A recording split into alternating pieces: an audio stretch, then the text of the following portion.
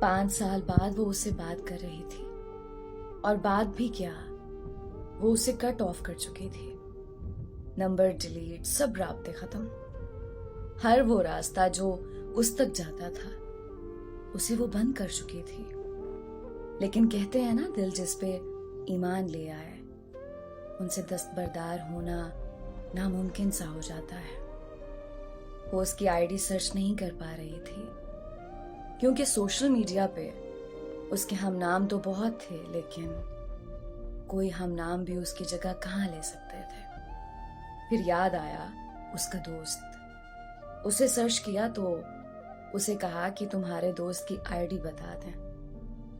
مسلسل سوالات کے بعد اس نے کہا اس سے پوچھ کر بتاؤں گا۔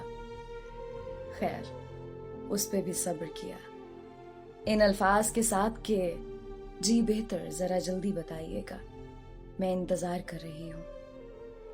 آخر انتظار ختم ہوا، اس کی آئی ڈی مل گئی۔ آج میسج کرنے کے لیے بہت ہمت چاہیے تھی، پر میسج کر دیا۔ میسج سین ہوتے ہی اس نے کہا کون؟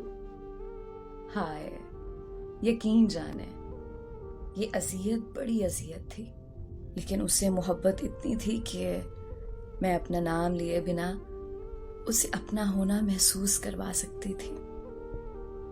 چند میسج کے بعد وہ سمجھ گیا کہ کون ہوں۔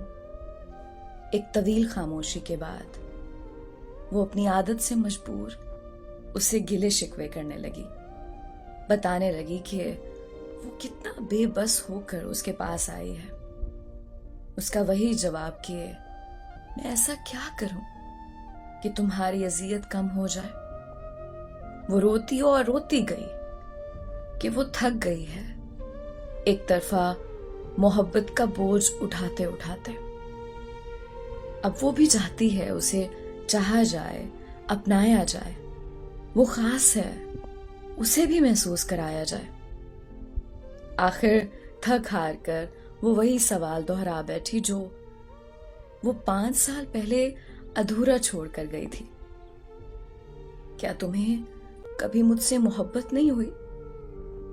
آج بھی اس کے پاس جواب نہیں تھا، وہ خاموش ہو گئی تھی۔ وہ اپنے آنسوں اور سسکیاں روکنے کی مسلسل کوشش میں تھی۔ آخر اس نے اپنی چپ توڑی اور کہا، اگر میں تمہیں جسم دوں تو کیا تمہیں مجھ سے محبت ہو جائے گی؟ یقین جانے یہ اذیت کی آخری حد تھی۔ کچھ قصے، کچھ کہانیاں، کچھ خواب، کچھ محبتیں ادھوری رہ جاتی ہیں۔